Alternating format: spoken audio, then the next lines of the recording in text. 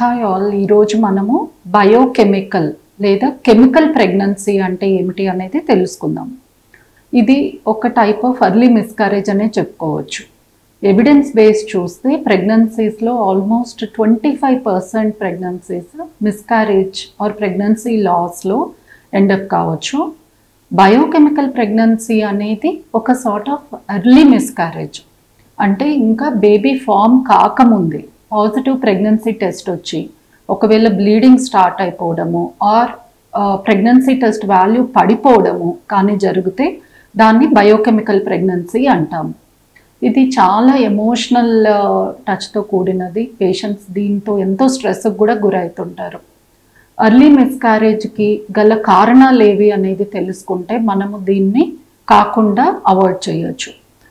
Biochemical pregnancy most కామన్గా మనం చూసేది ఐదర్ ప్రెగ్నెన్సీనే జెనెటికల్గా సరిగ్గా ఫామ్ కాకపోయినా, లేదా గర్భసంచిలో ఏవైనా ప్రాబ్లమ్స్ లైక్ గర్భసంచిలో పొర సెప్టమ్ అనేది ఒకవేళ డెవలప్ అయినా, ఫైబ్రాయిడ్స్ అనేది ఉన్న ప్రెగ్నెన్సీ మిస్కారేజ్ కావచ్చు.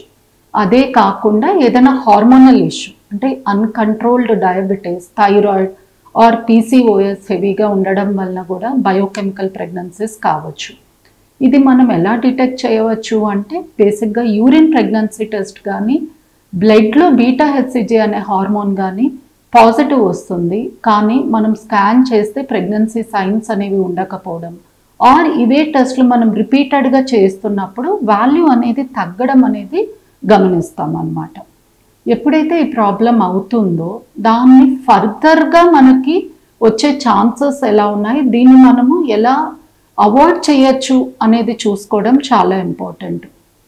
నేను ఇంతకుముందు చెప్పినట్లుగా యూట్రస్లో ఏమైనా ఇష్యూస్ ఉన్నాయా, అది మనం అల్ట్రాసౌండ్ తర్వాత హిస్ట్రోస్కోపీ పరీక్షతో తెలుసుకోవచ్చు.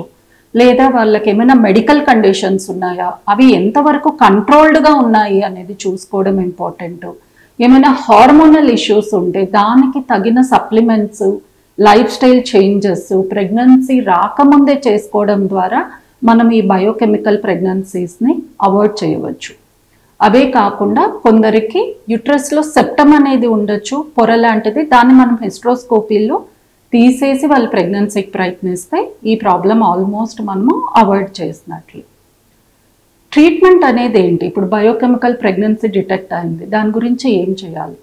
బయోకెమికల్ ప్రెగ్నెన్సీ అదంతకది బాడీలోకి అబ్జర్వ్ అయిపోవడము, బ్లీడింగ్ లాంటిది అయిపోతుందే కానీ దాని గురించి మనం డిఎన్సీ చేయడము ఆర్ ఏదో మెడిసిన్స్ ఇవ్వాల్సిన అవసరం అనేది ఉండదు.